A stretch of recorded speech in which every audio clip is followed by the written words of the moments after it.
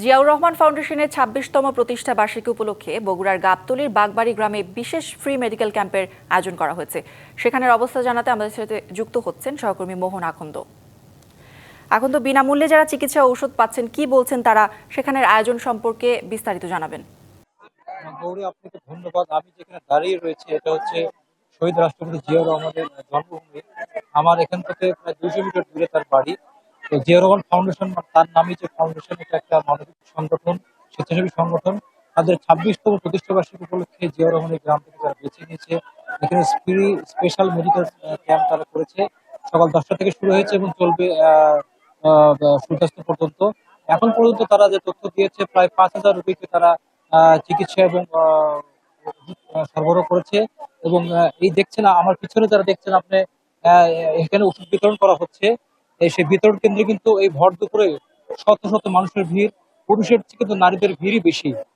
আপনারা জানেন যে নারীদের পক্ষে কিন্তু শহরে গিয়ে দ্রুত উন্নত চিকিৎসা নেওয়া সম্ভব হয় না, সেজন্য নারীদের ভিড়টা বেশি।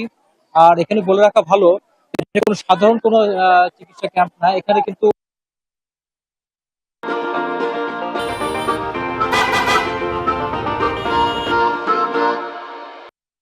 কিডনি এবং ডায়াবেটিস সহ যে ক্রিটিক্যাল যে রোগগুলো রয়েছে, স্পেশাল চিকিৎসক এসেছেন।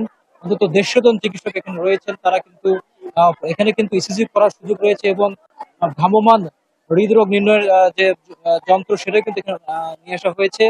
এখানে যারা ওষুধ নিচ্ছেন তারা কিন্তু অধিকাংশ সাধারণ রোগী এবং যারা ক্রিটিক্যাল রোগী তার পক্ষ থেকে লোকজন এসেছেন। আমি একটা কথা বলবো, যারা চিকিৎসা নিয়েছেন তাদের পক্ষ থেকে, আপনি যদি বলতেন কি সেবা পেয়েছেন। আমি আমার ব্যাক পেইন ছিল। আমি দেখাইছি, তা ঔষধ নিয়েছি। সে বলল যে আপনার ঠিক মতো খাওয়া দাওয়া করবেন এবং ভারী কোনো জিনিস উঠাইবেন না, এরকম। ধন্যবাদ। এরকম অসংখ্য রোগী কিন্তু এখানে চিকিৎসা নিয়েছেন এবং আসছেন। আমার আমার আয়োজকরা বলেছেন যে সূর্যাস্ত পর্যন্ত এই আয়োজন চলবে। গৌরী। মোহন, ধন্যবাদ আপনাকে।